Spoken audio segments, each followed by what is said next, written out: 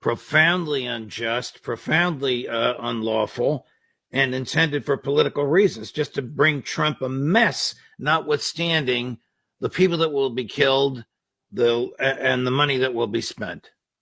Notwithstanding the chance for nuclear war, which is a very real chance. Why would the Russians use nuclear war as a first strike against the United States? It's not that they want to, but their doctrine is this, and this is where the Russians have tried to educate the United States. Vladimir Putin has said, it's one thing to have Ukrainian drones come into Russia. It's one thing to have Ukrainian missiles come into Russia. But when there is a mass attack on Russia, which uses Ukrainian systems and British systems, French systems, and American systems that can only be used if British, French, and Americans are involved, we have to assume that this is a coordinated effort by Ukraine and NATO to launch a decapitation strike, and we have to act accordingly. So when we see an attack of this nature coming in, we will respond. And our doctrine says that when you launch a major conventional military attack against Russia, we will respond with nuclear weapons. That's it. So don't do it. It's as clear as day. Don't do it. There's no reason to do this. It will trigger a nuclear war. It will trigger a nuclear war. Not it might, it could, maybe, I don't know. It will trigger a nuclear war. As Putin has said over and over again, the decisions have been made. We don't have to think about it. If the trigger is pulled, we automatically pull our trigger. Here's a statement posted on X by President Trump. We have never been closer to World War III than we are today under Joe Biden.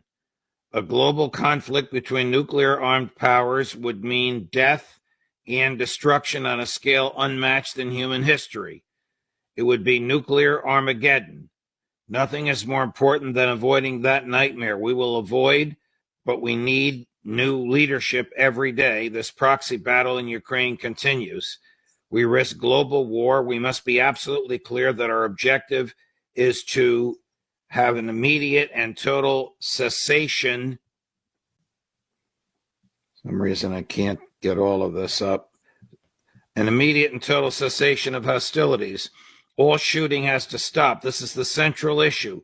We need peace without delay. In addition, there must also be a complete commitment to dismantling the entire globalist neocons establishment that is perpetually dragging us into endless wars, pretending to fight for freedom and democracy abroad. Donald J. Trump. Nice statement. He needs to go a step further. And I hope one of Trump's people is listening. You need to get on the air and tell Ukraine that if you manage to survive until January 20th, and you pull the trigger on this authorization you've given, you will never see another American penny. We will withdraw all aid. This is Donald J. Trump telling you the truth, that on January 20th, all assistance forever ends in Ukraine. Now, to NATO, if you ever make a statement like the one you made again about encouraging this attack, understand, Ruth, you will not be the Secretary General the day I arrive in office. I will remove you. In NATO, I will disband you.